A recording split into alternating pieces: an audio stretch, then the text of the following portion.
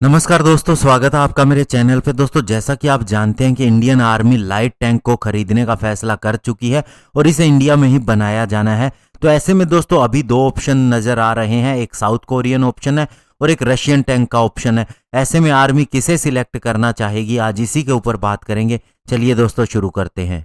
तो दोस्तों, Indian army को चाइना के साथ चलते लंबे स्टैंड ऑफ के मद्देनजर लाइट टैंक्स की जरूरत थी। ऐसे में दोस्तों कल ही उसने आरएफआई जारी की है 350 लाइट टैंक के लिए और इसे इंडिया में ही टेक्नोलॉजी ट्रांसफर के जरिए बनाया जाएगा और जून मंथ के मध्य तक इसकी रिप्लाई होनी भी जरूरी है। और पहले भी पास्ट में हमारे पास रशियन ऑफर सामने आया था और अभी भी रशियन ऑफर है और साथ ही साउथ कोरिया का भी एक ऑप्शन है। अगर रशियन ऑप्शन की बात करें तो उसका sport SDM-1 125 mm self propelled anti tank gun है। इसे लाइट टैंक भी कहा जाता है और ये इंडिया को ऑफर किया जा रहा है। और वहीं दोस्तों अगर हम साउथ कोरिया की बात करें तो साउथ कोरिया का K-21 लाइट टैंक हमारे सामने पेश किया जा रहा है।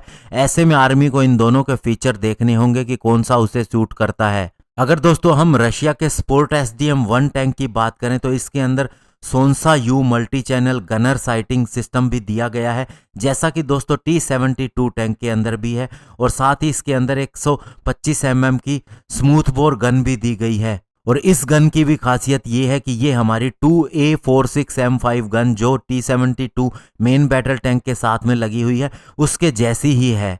और दोस्तों अगर हम स्पोर्ट SDM की वेपन क्षमता की बात करें तो ये दोस्तों 40 राउंड तक के एम्यूनिशन लोड को लेके जा सकता है, जिसके अंदर 20 हाई एक्सप्लोसिव फ्रेगमेंटेशन राउंड होते हैं और साथ ही 14 आर्मर पायरसिंग फिन स्टेबलाइजिंग डिस्कार्डेड सैबोट्स होते हैं। और इसके अलावा ये 6 एंटी टैंक गाइडेड मिसाइल भी साथ में लेके जा सकता है। वहीं दोस्तों अगर हम साउथ कोरियन K-21 की बात करें तो ये 105 mm की टरट के साथ में आता है और इसकी बॉडी भी काफ़ी ज़्यादा मजबूत है और साथ ही दोस्तों इसकी चेसिस भी काफ़ी ज़्यादा प्रूव हो चुकी है क्योंकि अन्य वेपन सिस्टम के अंदर भी इसका इस्तेमाल किया गया है। और साथ ही इसके साथ एक 120 mm की गन भी आती है। ऐसे में दोस्तों ये इंडियन आर्मी को देखना होगा कि कौन सा टैंक उसे सूट करता है। जहां तक रशियन टैंक की बात है तो T-72 T-90 टैंक हम ऑलरेडी इस्तेमाल कर रहे हैं, इंडिया में ही ये बनाए भी गए हैं।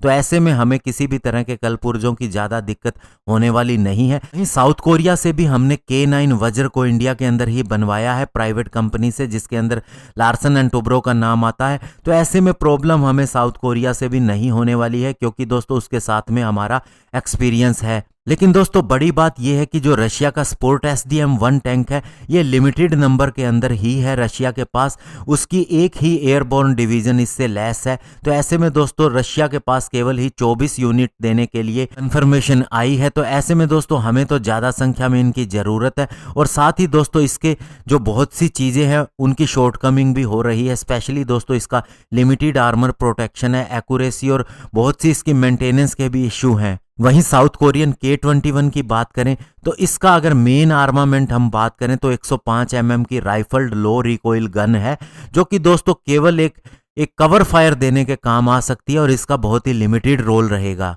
लेकिन दोस्तों अंत में इतना ही कहना चाहूँगा कि इंडियन आर्मी अपनी स्पेसिफिकेशन के हिसाब से ये चीज़ बनवा सकती है, चाहे वह साउथ कोरिया हो चाहे वह रशिया हो।